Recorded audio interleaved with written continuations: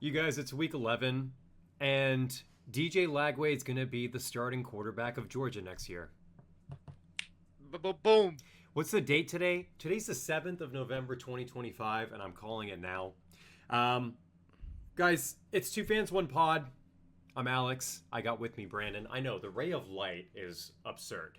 Why is this happening right now? It is 1:45 p.m. Eastern Time currently. Which means we have about one more hour until the darkness completely consumes everything. Just ruining and everything. As a result, it is peak sunshine right now. And it's coming through. Listen, it's Friday. It's the day before football. Actually, football starts tonight. There's a big couple of matchups tonight we're going to go over. You know what? Actually, let's start off with the biggest news of the week. This past Tuesday, we had the pleasure of being able to view the very first college football playoff rankings. And I don't know. I didn't necessarily have any qualms with anything I was seeing right off the bat. I think I saw what everyone saw, which was the Texas-Oklahoma at the tail end of being able to make the playoffs, and the Group of Five representative also going into a really big showdown this weekend. I'm wondering if the committee values Texas too much. I think Arch Manning he's developing. I think the team, in my opinion, has kind of regressed over the season, though. You know, this team started out with a very elite defensive unit that basically held everyone under wraps for the past, for the 2024 season.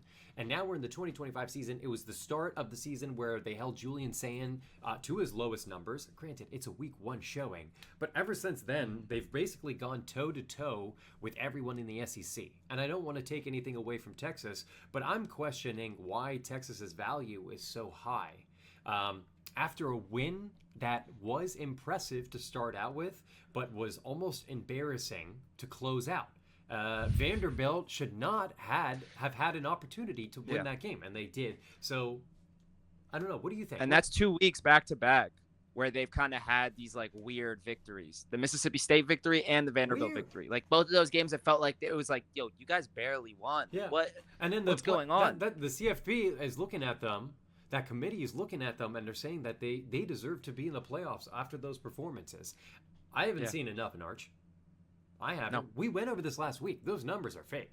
Almost 80%. I will say the O-line doesn't help him either. But yeah, I haven't seen enough. And the running, I just haven't seen enough from Texas in general. I haven't seen enough from Arch. I haven't seen enough from their running game. I haven't seen enough from their offensive line. The only thing that really has been impressive about Texas, in my opinion, is their defense. Sark is a great coach. I think he's doing a great job of winning, dialing things up and helping them get to the point where they can win games. But ultimately, it's definitely the defense. Yeah, I definitely agree with you as far as the way they're overvaluing Texas. But another team that they're overvaluing is Notre Dame. The Notre Dame question, I don't know, man. Miami's they got Miami not in there. They got Notre Dame in there and Miami. And I get it, that the wins and losses are weighted much more heavily later on in the season. Apparently, so no one cares about week one, really. Alabama is number 4 in the country, and their loss to Florida State looks worse and worse every single week. But there's something about that week one. It goes back to Texas. Texas is on this list, and they started out the season 0-1. They looked awful in that first showing at the shoe. And Alabama stands here now at number 4. Kind of holding the gauntlet. I'm wondering, it's nice to see multiple Big 12 entries into the list. I love that, but they're going to play each other. I don't know. It really feels like I understand. I literally opened last week by saying that YouTube TV denied us of solid college football because they didn't allow us to watch the SEC. And we know that the power of college football runs to the SEC. I totally get that. But there's no way you're going to tell me that the likes of Texas right now is more worthy than Miami, for instance. I think that SMU team is really good. I don't know. I am worried about what's happening to the ACC. I mean, they're kind of crumbling. The ACC looks worse every week. So it doesn't The necessarily. Big 12 definitely, as far as the talent and everything goes, the Big 12 is definitely, doing better than the ACC and I associate Notre Dame with the ACC because they basically have the Same. ACC schedule, and this is another one of those. I think it's just one of those things. It's like, okay, Notre Dame, if you finish 10-2, guess what? Welcome to the playoffs. I think that's what it is. I think that's the silent agreement. If you have 2 or less losses, then you're good. That does mean they have to win out, and they do have an exciting game next week at Pittsburgh, right? That should be fun. So week 12. I mean, it's November. This is the month where champions are made, is it not? This is the month. Oh my goodness. This is the month that separates the real teams from the not real teams. I don't know. I think that the football. I don't even want to look at these CFP rankings. I hate doing this, and I hate that they release it every week because it's fugazi, whatever it is. BYU and Texas Tech are not going to make it to the football playoffs, to the CFP playoffs. There is a world where one of those teams does not make it, and it's a very good chance. And there's also a good chance that Texas and Oklahoma won't make it either. So the fact that both of them are in there, it's just so that the CFP they just want to let people know where their head is at. That's the point of releasing this early. They want to show you which teams they value the most and which ones they discredit the most. Teams like UVA and Georgia Tech, the one loss, because it's in the ACC, it is such a detriment to your resume. And that's why you fall so much. You can be 8-1 and you're still not going to make the playoffs. That's what this committee is telling you. I will say I am excited that at least some Big Ten teams that were not necessarily getting the love that they were. I see Iowa. I saw Washington in the top 25. Both of those teams do actually have a path to the college football playoffs if they win out. USC also still lingering around. They're 6-2. We'll see how their season plays out. You and I both have very different ideas of how that season is going to play out for them. I don't know. What do you think? Do you have any qualms with this list? As far as the CFP list? Yeah. Yeah, I mean, like I said, the main one is definitely Miami, but I do get it because their 2 losses did come in the ACC. Yeah, I mean, the Notre Dame thing I understand too. It's just one of those things where it's just the nature of college football. They're going to make sure that Notre Dame gets in, especially if they only have 2 losses. Who knows? Maybe Pittsburgh delivers their 3rd loss, later on. Not this week, but the following week. I was telling Alex about how I was knee deep looking into that game. But yeah, overall, I mean, I do think it's just too early. My biggest qualm is what you mentioned is why are we releasing an update every single week when these coming weeks are the most determining factors, and this is going to determine who's in, who's out. So let's hold it off a bit, especially because there's so many conference matchups left. Like Pittsburgh's schedule, I hate to keep bringing them up. They play Notre Dame, not this week, next week, and then their next game is against Georgia Tech, and then their final game is against Miami. So there's a lot of seasons that could get spoiled. Yeah. You know what I mean? So and Pittsburgh also 7-2. If for the record they win out, they're going to the playoffs. Most likely. Exactly. I mean, with that record, with that strength of schedule, if they finish out with those 3 wins, 100% they'll be considered for the playoffs. At least considered. Yeah. Rough. Crazy. I really don't like looking at this list. It makes me upset. Because it just is like, this is wrong. It's not going to happen. This is not going to happen the way you see it. I wanna use this to segue into the game, the first game we want to talk about, and we're going to start with the Big Ten. Oregon at 7-1 is sitting at 9. I feel bad for the program. Their best win is against Northwestern. Is that that's what you're feeling? I mean, it is. Go look at their record. No, I agree. I mean, Northwestern has had a great year. Like they've had they've been competing in every single game. Even though their record might not be that, display that, but they've been competing in every single game. Yeah, and I remember I texted you earlier this week when the lines first came out, and I was like, dude, whatever you do, it's Oregon, and you're like, dude, just don't, because I do jump the gun a lot, I do, and you're like, just look into it a bit more. And when I did start to look into it, I saw 2 teams that were honestly very identical. comparable. I saw it too. I saw it too. It really was. Yeah. Let's get into it. Let's hop into the game. Hop into the game. Tell me, what do you see in this matchup specifically? They're on the road at Kinnick, 6.5-point favorites. And that's the bait line. We already know. 6.5 is a bait line, 2.5, 6.5. We know the numbers. What do you see happening here? I see an Oregon offense that has the ability to make explosive plays, and they have, against the Iowa defense that has done really well preventing that. They have a great run defense. They have a great passing defense. I think Oregon's strengths so far this year has been their committee and their backfield. The running backs that they have, they've been really good at just opening up space in the field and allowing their playmakers to go ahead and make plays, in open space. And I think Iowa has been a team that's been really, they're really good at defending that. And Mark Gronowski, even though we were critical about him earlier this year, the offense has started to come into form a bit. You know what I mean? As the season has went on, they're starting to click, starting to find, what their strengths are. So I think the 6.5 line is very reasonable. I do think this game is going to be one of those. It's going to be similar to that Oregon-Penn State game. I see it being very similar to that. I see it being maybe 23-17 Oregon. I see it definitely going down to the wire, whether it's Iowa having a chance to tie up the game or Oregon sealing the game. I do think Oregon leads for the majority of the game, but I think Iowa's going to be right there the whole time. There's going to be a lot of scares. I think this game is going to come down to Dante Moore and his quarterback play. But yeah. Yeah, I mean, Oregon really, they've been tested on the road. I mean, I can't take away that win at Penn State. I really cannot take, because that is such a big win, no matter how Penn State team is ending up. Week 5, Penn State was a very different team than Week 10 Penn State. Okay, they're not comparable. Those rosters are not comparable. Those mentalities are not comparable. Doing what they did, and Iowa also on the other end, they kind of play to their opponents. They level. That's what it feels like. Every game is close, just like you said, because they play to their opponent's level, whether it ends up being on defense or on offense. 3 things I'm looking at this game. Oregon's run game has really been like their saving grace. They're number 2 in the country, yards per rush, 6.28 yards per carry, which is crazy, insane. And he's doing this a lot of it off of RPOs, because he's got really quick guys on the outside. He's also going to the team that's allowing less than 3 yards per carry. He's a top 10 run defense, so this is an absolute strength on strength. Iowa, if they can manage to get in the red zone, the one thing I see that's a glaring issue for Oregon's defense is once you get into the red zone, you'll score. Actually, they allow almost the most amount of touchdowns in the red zone in the country, believe it or not, for conversion percentage. So really interesting, and they allow a ton of scores. So I don't know.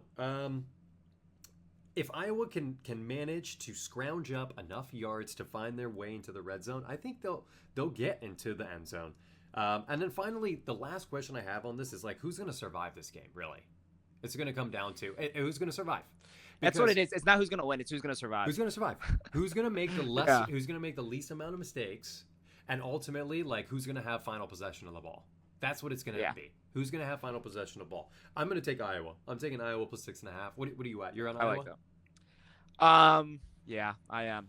I am on Iowa.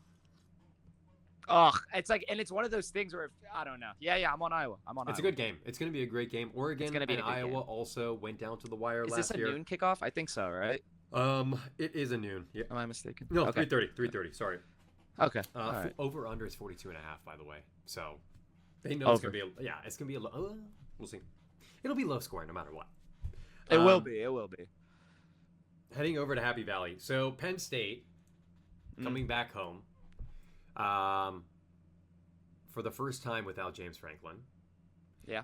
And they're hosting. Is it really? Yeah. Wow. So they're hosting Indiana, the number 2 team in the country. This is coming a week after they played the number 1 team in the country in Ohio State, and then also a week after that they had to go to Kinnick, the first week after they fired their head coach. So a little bit of a gauntlet also for Penn State toward the end of the season here, and they lost all of them, and that's okay. I think nobody is talking about Penn State anymore because they know that season is done. And it's not because of the talent, it's because of the coaching. The coaching completely dissolved. I'm obviously going to abstain here. You know me. I never put money on a Penn State or against them. 3 questions I have. Can Penn State get the run game going? The only thing Penn State has had, at their repertoire is that run game. And if they can't get it going, not to say that the run game gets them the win. But without Katron and Nick Singleton making plays, this offense does not exist. Ethan Grunkmeyer is not allowed to have time in the pocket, and it'll be really difficult against that front seven. If Penn State can this is such a crazy stat, but Indiana's fourth down offensive conversions is amongst the worst in the country. It's so random. But if Penn State can just manage to get them to fourth and short, give them the opportunity to go for it on fourth down, maybe they could get a couple of fourth down stops. Who knows? The last question I have here is, does anyone care? Does anyone actually care here anymore at this school? Like, when I see the kids on the field, are you guys like enjoying yourself? Are you having fun? Like, do you guys do you feel like you have a good feel for the program and where it stands right now? I'm going to abstain. If I were to bet on this game, I would lean more towards Indiana because the line is just too low for a team that dominant. Yeah. And Indiana makes statements. That's what they do. They're out to make statements. They want to prove everyone wrong. Yeah, I mean, dude, and this Indiana team is so good. I've tried to doubt them multiple times. I've tried to go against them multiple times, and they continue to shut me up. The Maryland one that was bad. That was a little bit of emotion mixed in there for sure. But the thing is, like you were talking about, their fourth down conversion rate is like the worst and one of the worst. And I saw that too. But do you know what their third down conversion rate is? It's the best. Yeah, it's the best. So I understand that. I know.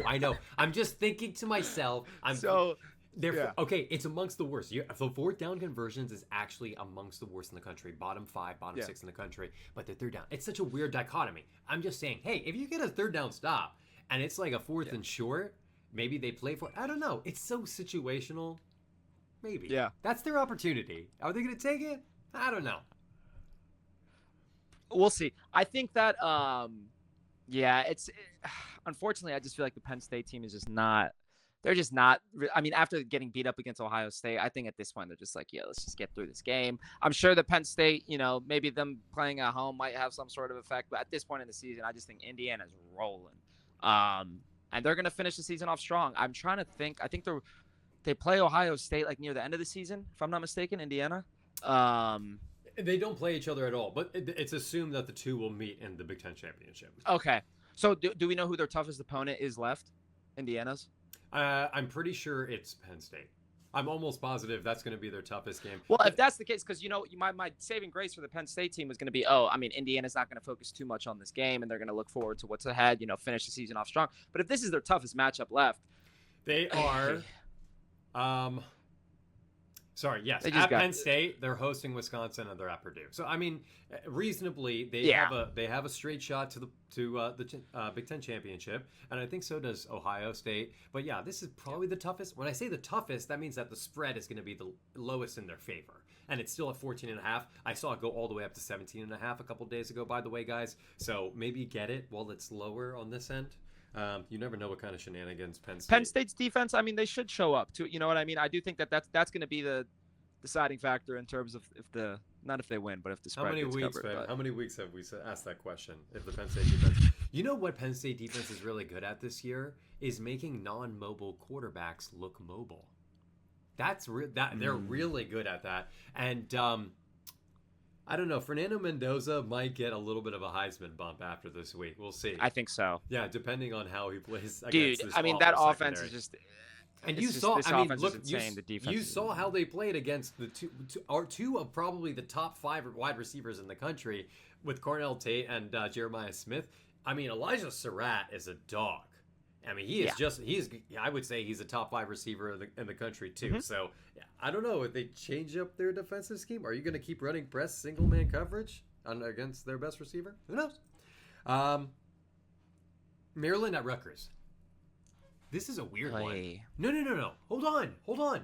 I Line's know. at 2.5 right now. Rutgers is in favor, so that's a positive, right? At Rutgers, correct? This is at Rutgers, and I don't know if that makes a difference. I've seen Rutgers get obliterated at home. I saw Oregon put up 750 yards against them. I saw Iowa destroy them at home. Golly, Maryland at Rutgers. I'm seeing a lot of red here, Brandon. I'm seeing a lot of red here. The model does not look good, right? The model, no. I will. Here's the biggest three things that looked really really good for Maryland for me was that passing game is going against one of the worst passing defenses. If it is not the worst pass defense in the Big Ten, it's probably competing for it. But this Rutgers defense all across the board is not great. Disgusting. No, not great. Red zone, they're allowing almost the most amount of touchdowns. They're up there in the country. Rushing, they're giving an absurd amount, over 6 yards per carry they're allowing on defense. Maryland, this is your get right game. I know what the stigma is about Maryland. There is a difference between September Maryland and November Maryland. That's the Mike Locksley identity it's become. And it sucks because I love the program too. We're right there. It's down the street. Can Rutgers secondary show up? That's the first question. Rutgers fans, is their secondary going to show up? That's maybe how you stop this Maryland team. But really, Maryland is just continuing to dominate on the defense, which I think will be the difference maker in this game. Their third down defense is elite. They allowed the 11th least amount of touchdowns in red zone trips in the country. Do you know that? I mean, this defense is a bend but do not break. Their third down, they're 28th in the country, allowing less than 40%. And it's Rutgers. I mean, Rutgers has had serious troubles. They've had a lot of troubles in the red zone too, and they're about to go against an excellent red zone defense. I think the wrong team is favored here. It's Maryland minus 2.5 to me. It's not Maryland plus 2.5. Yeah, and then also Maryland's defense, not only are they good at stopping the pass, but they're also really good at forcing some turnovers. I believe they're top 10 in the country in takeaways per game or takeaways a game. They average just over 2 turnovers a game, something like that.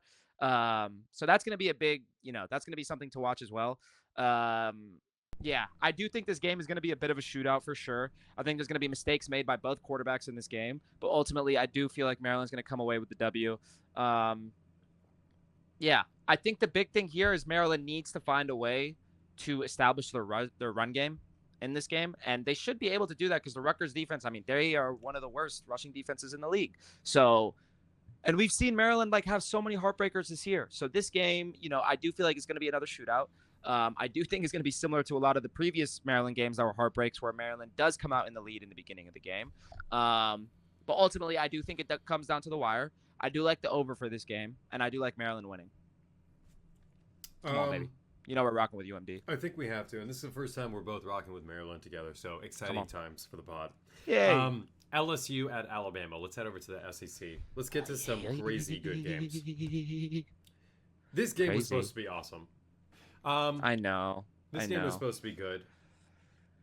It's kind of this is obviously a 10-point line is much better than the 20-plus line that Penn State had against Ohio State now that their season crumbled. But LSU's in a similar position. They're on the road against a really tough opponent who has owned them in recent years especially, and now they're without their head coach. So I have no questions. Everything looks bad for LSU. Everything looks bad for LSU. I mean, I'm telling you, there is not one redeemable matchup right now for LSU that will give me confidence to take 10 points. I'm sorry. I've already made the mistake of riding LSU to cover once this season, and that was against A&M. And that's because I was riding the fact that they had Death Valley at night, and it was such an emotional decision. But, I mean, really, take a step back.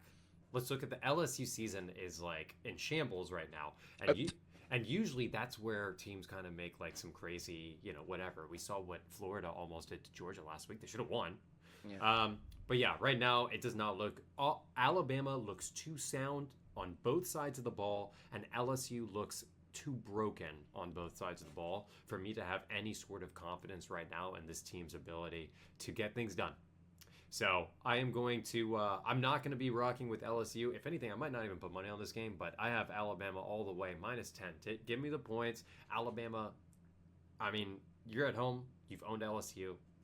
No question. Yeah. What do you got for me? I think the key for this game is to actually use your running game for LSU.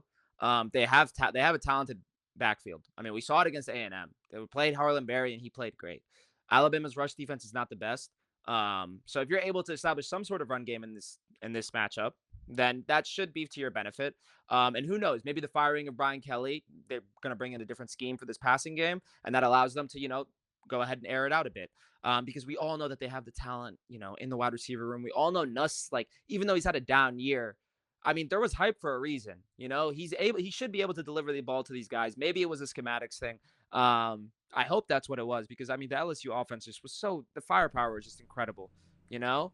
But I Trey'Nez mean, Green is a freak of nature. Like they have NFL talent on their offense. There's no question. Their wide receiver room is one of the most stacked they've had ever. But they've had it all year, and there hasn't been any sort of evolution. And there's no way you're going to convince me that without their head coach now they're going to play better. I mean, it's just on the road at Alabama against a really on the road too. You're riding the and I understand that. I wanted to take the 10 points because LSU. This is where they shine. This is where they shine. No. I'm not going to take it. I know. Alabama. I'm taking Alabama. Bama. 9. What is it? 10? 10. It went down from 10.5, so maybe it goes down to 9.5. You might have a chance, guys. Yeah, Bama. Bama all the way. Texas A&M at Missouri. Oh, this one. What a weird game. This one. You want to talk about two teams that are very similar stat-wise. Yeah. This is an excellent matchup. What do you see here? Home or away for Mizzou? This is home for Mizzou. This is the first game with Zollers, their new quarterback after Bo Prabula went down. Freshman. He's a freshman. He's 6'4". He's a big boy. But he's a true freshman, and this is going to be his first start. Ahmad Hardy. That's the way you win this game, man. Like, if you want to win this game, then you have to get your run game going. You have to take the pressure off of Zollers, because I do think he's a good quarterback. He was making throws. Like, I remember you and me talked about it after the Vandy game. Like, he seemed confident. He seemed poised. He looked like he could play the part. The most and he looked like he could productive deliver the drive ball. that Missouri had in that game was led by Zollers. Yeah. I feel like I saw some moments where the receivers were getting frustrated, but that's understandable. You're playing with a brand new guy in there. Definitely takes some time to get used to, but Ahmad Hardy is the key for this team to cover and win. And I think that Eli Drinkwitz, all the rumors around him leaving definitely doesn't help. I do think that he's likely going to leave this year, just because there's just so many opportunities out there. And Mizzou, I feel like, is always going to be kind of in the middle of the pack of the SEC, unfortunately, just the way it is. So I think that's going to, play into effect as well. I do like Texas A&M in this game a bit more, just because of the firepower. I mean, bro, they're a wagon. They're a wagon. They are. They're just such a wagon. They cover all the time. What's the spread? 6.5. I'm going with the under. I don't even know what the total points is, but I'm going to go with the under. And I do think Mizzou covers. Fuck it. Yeah, I could see that. I'll double check what the over under is. But I could easily see that happening. I mentioned that both of these teams are so similar. I'm going to start reading off some of these numbers. Let's see. Their third down conversion. Right now, Texas A&M, the thing that highlights that defense right now is that third down defense, what they've been able to demonstrate. They're fifth in the country on third downs, a little over 27% third down conversion on defense. In red zone, they're not that great, actually. I was looking. I mean, they're 82nd in the country in red zone defense and scoring defense. And then also in takeaways, they don't really create a lot of takeaways. Their time of possession is not necessarily great, and that's just because, they're so quick on scoring.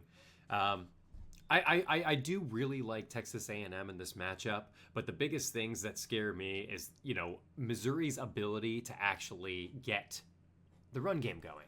And if they can control that time of possession, they keep Marcel Reed off the field, that's what I see as the key to the game. What Missouri needs to worry about is getting into that red zone. The Texas A&M defense in red zone is bottom 6 in the country in red zone scoring defense. Insane. Which is insane. You wouldn't expect that. They're bottom 25% in the country in allowing touchdowns in the red zone. So it's not that many trips. There's not a lot of trips that people have had against Texas A&M. I mean, comparatively, they've been in a number of shootouts, but they score. They score and they score a lot, and they take their possession. They do not take their possessions for granted. So if Missouri wants to win this game, they have to do the same. Every possession has to be meaningful, has to end in points. And I think Mizzou's coming off of a bye week, right? Yeah. Yes. Mizzou's coming off of a bye week, and the Texas A&M is coming off of that LSU game. A massive win, and the combination of the bye week where nobody's talking about Missouri right now. Yeah. The run game. This game is going to be fun. This should be a fun one. I'm going to rock with Missouri at home with a backup quarterback. I like the backup quarterback storyline. I just like that. In college football, I feel like your defenses play harder and your offenses care more, and everyone's more positive. The coaches are more positive on the sideline. You see that, right? The energy is different. It's exciting. Yeah. When the backups come in. It's like, let's see, we got this guy for a reason, Let's see what he can do. And he looked good. He really did. He scored a touchdown on the road at Vanderbilt, who is a playoff contending team, by the way. Dude, that's not easy to go in their fourth quarter and have to lead no. He looked good. Missouri 6.5. You're riding A&M. I respect it. No, I said Mizzou. Oh, you're rocking with Mizzou to cover? Yeah. Love that. Mizzou. Huge. Yeah. Okay, Under and Mizzou. Under and Mizzou. Love to hear that. Let's go. Auburn at Vanderbilt. How much time do we have to spend on this? That's my first question. Auburn just fired. I know. Auburn just fired their head coach. We'll do a speed round. We'll do a speed round. They fired their head coach. I don't know, dude. This team is bad. Like the backup quarterback, there's not even that much to get excited for with him. I think that the Vanderbilt team, they just had one of their toughest losses of the season against Texas, and they almost came back and won. If they're not juiced up, oh my goodness. They know they got to win this game. They know they have to win this game. This is an SEC matchup. I believe Vandy has 2 losses on the year right now. Bama and Texas. Yeah. So who knows how they end the season could be, very telling. I'm expecting a big game out of Pavia. I think this Auburn team is definitely deflated. I'm curious as to what's going to be the play calling now. I know that before they had the whole one person calls the plays on first and then another second on another on third, which is insane to me. Maybe that is one of the normal practices or something that's kind of more popular than not. But it's going to be an interesting game. Vanderbilt's going to win. Come on, man. What are we talking about? Vanderbilt's going to win. I just think that this might be one of those games where Auburn is able to cover. That's all I'm going to say. I mean. Oh, yeah. I think that the line is so sus to begin with already. The 6.5 is such a scary number. It opened at 7.5 for the record, but it's come down, and that's after all the money went on Vanderbilt. And I'm not a superstitious guy. I try not to be, but I usually am in favor of the dog in that situation, just because Auburn has done well. I saw them cover against A&M, on the road at Kyle Field. That's tough to do. I like Auburn to cover here. I do think Vanderbilt gets the win. I think there's too many matchups.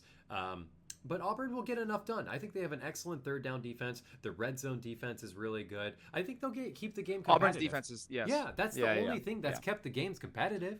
They should have beat Georgia. I mean, they held Georgia under wraps for an entire quarter. I loved it. So I'll be riding the defense. Auburn, Oklahoma was a close game. Yeah. Until a safety that allowed Oklahoma to cover. So I like Auburn. I like Auburn to cover here. I like Vanderbilt to win. We'll be square today. Florida, Kentucky. Let's do this one real quick too, because this one I don't even know what to talk about with this game. Florida, Kentucky. It's a night game. Kentucky's coming off of a big win that they just had. It was their first SEC win on the road at Auburn. And it was an awful game, for the record. It was an absolutely atrocious game. 10-3.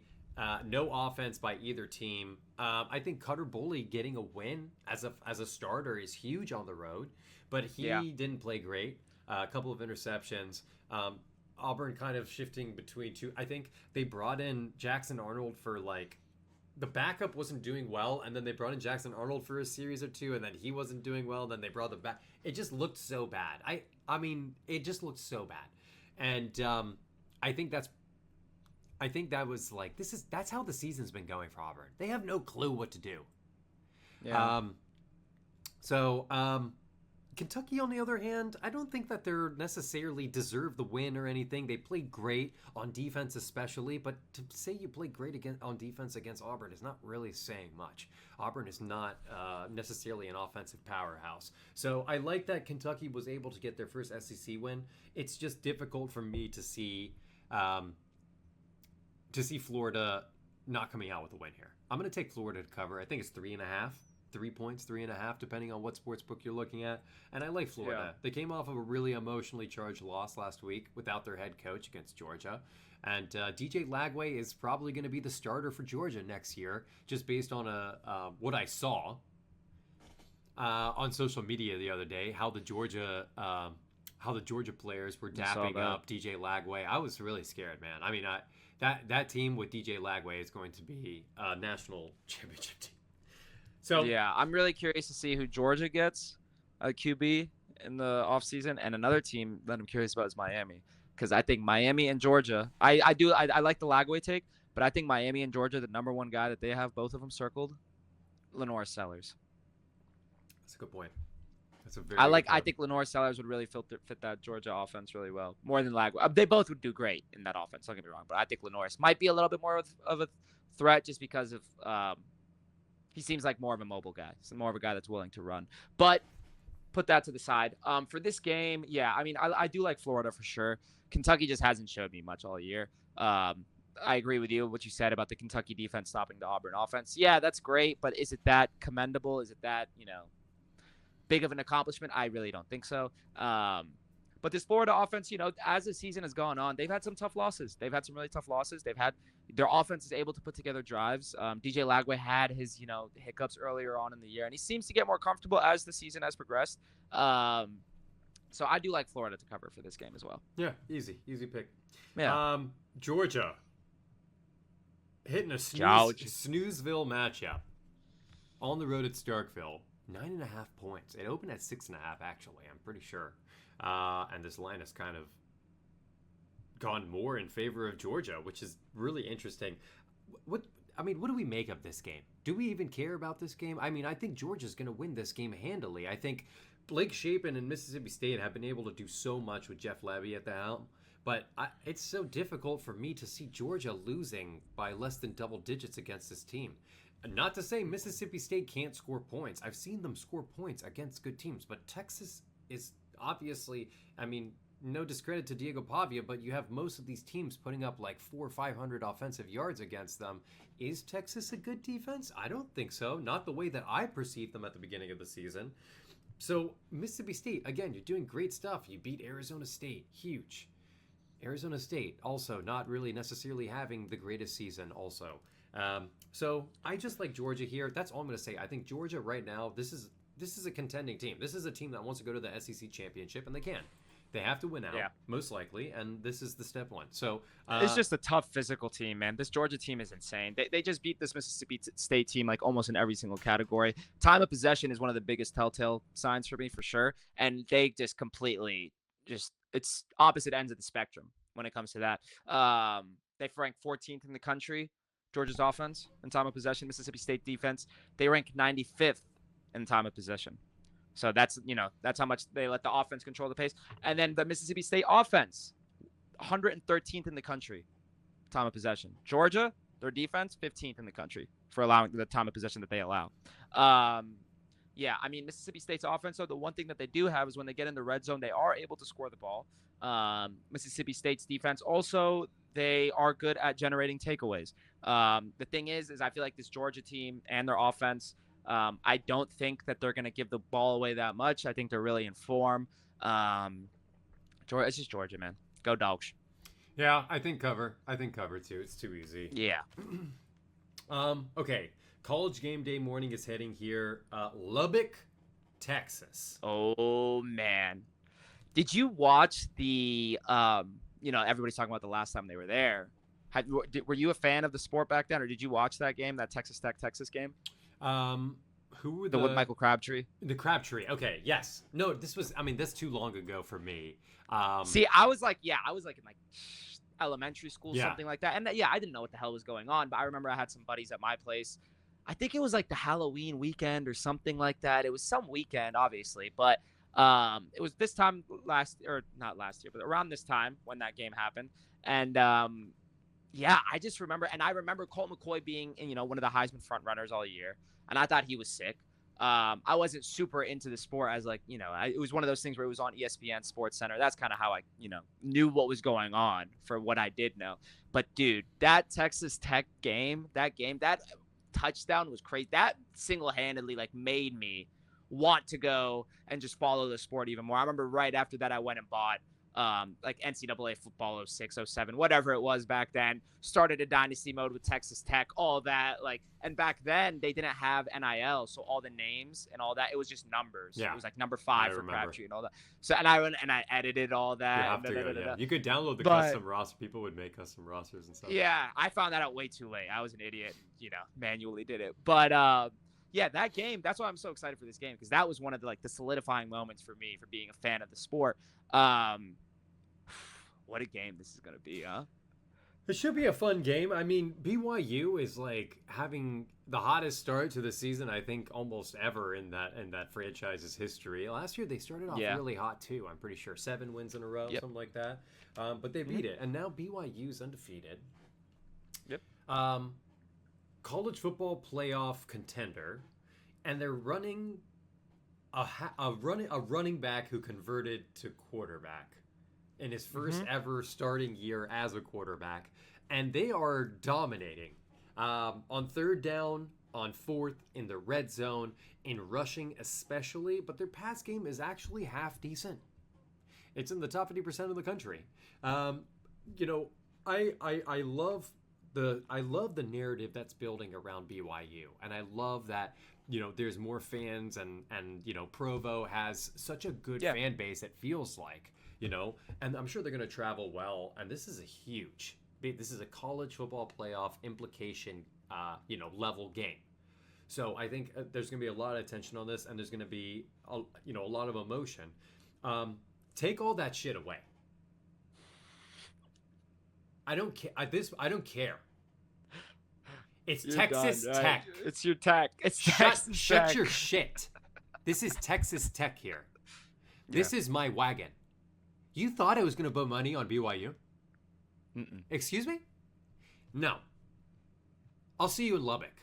And I'm going to put all of my money on Texas Tech because this team, this defense, is an unstoppable unit. Multiple players across multiple position groups on watch lists for end-of-year awards for their position groups. I think that there is too much talent on this team, and Vegas knows it. 10.5. They know it. And they want you to take that 10.5 number for BYU because they want you to think that this team is going to compete. But this is a monster of a team. They created a Frankenstein from across the country of all these elite players. They paid them out, and they created this disgusting roster that is dominating, frankly, on offense and on defense. The only thing, and this is something that has been pointed out, is they really struggle to get touchdowns in the red zone. They settle for field goals more than anyone in the country. And not more than any. It's in the bottom 25%. I don't want to over exaggerate like that, but they are amongst the worst in converting red zone possessions into touchdowns. I see it all the time. But what's so weird is they'll still get multiple possession leads early in games, even with field goals. You guys, this defense is disgusting. This defense will carry Texas Tech until they get to the Big 12 championship, and there is no conceivable way that I am putting money on any other team besides Texas Tech. Who is the only team that I put money on to win a national championship this year, Brandon? Texas Tech. Thank you very much. Case dismissed. Yeah, no, listen, it's one of those things where I think the Texas Tech team, the defense, like you're saying, it's just they're number 1 in the country in rushing yards a game and number 1 in the country in yards per rush. And that's BYU's strong suit. BYU can't even throw the ball. I mean, they're not awful at throwing the ball. Let me rephrase that. They can throw the ball, but that's not one of their strong suits. That's not how they've won the games. They've won games because of Bear Bachmeier's ability to run and just the ability for their running backs to get open and make some plays. Texas Tech has done a great job of stopping that all year. Texas, they're just a wagon, man. They're Like the wagon. more and more, Yeah. the only, like you're saying, it's just the red zone is the biggest thing. But I just think that Texas Tech is just they're gonna have so many stops. They're gonna stop BYU. There's gonna be a lot of 3-and-outs, I think, for BYU. So I don't think the red zone scoring and them getting in the end zone will be as much of an issue as some may believe. I think that this game is gonna end 28-17. Oh, you're thinking the cover on the dot. On the dot. 28-17. It's 10.5, correct? I'm guessing 48-17. Woo! I'll guess 48-17. Oh, baby. No, Texas Tech is they're gonna set out this is a different monster. This is a different and Baron Morton had a bad game last week, I would say. He didn't play great. And he didn't need to. And it literally did not even remotely matter. It did not even in today's day and age in college football, there's two things that win championships: your head coach and your defense. Done.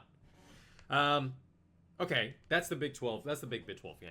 I wanted to go over a Group of 5 game before we head out, and that's actually tonight's game. Yes. Yeah. Tulane at Memphis. I already put money on this because the line literally keeps going down every time I look at it, and I wanted to grab it before it goes in the favor of Tulane. And you probably can already tell where I'm heading with this conversation because I am very heavy on Tulane. John Summerall. Why am I heavy on Tulane? I'm heavy on Tulane right now.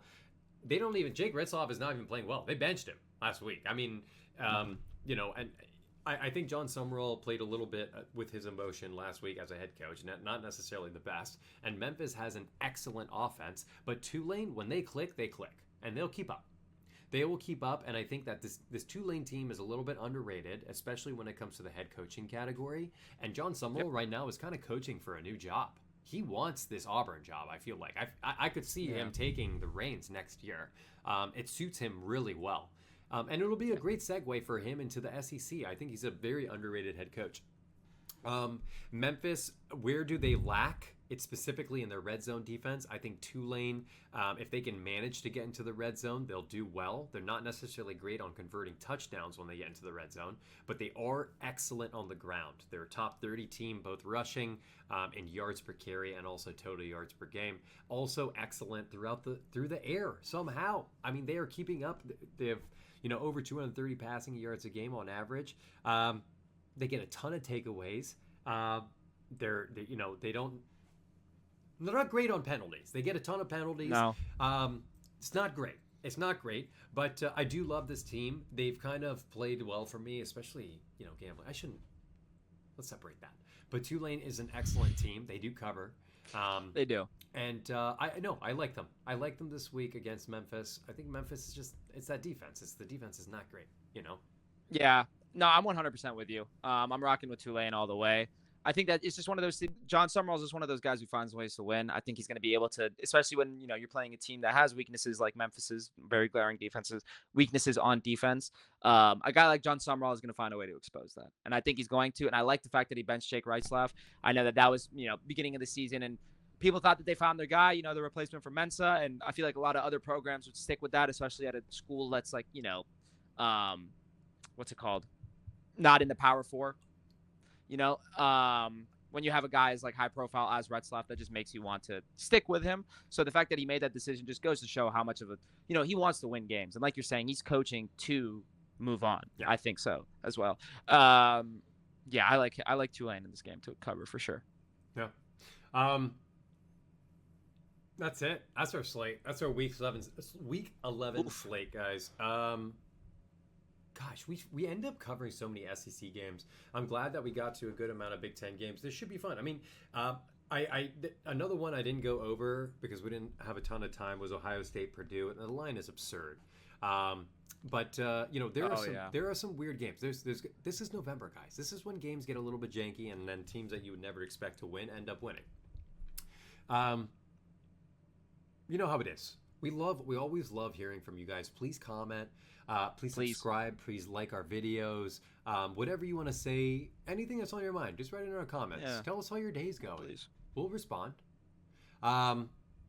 Please like, comment, and subscribe, guys. 2 Fans, 1 Pod. I'm Alex, and this is Brandon, and we'll see you next time, all right? See you soon.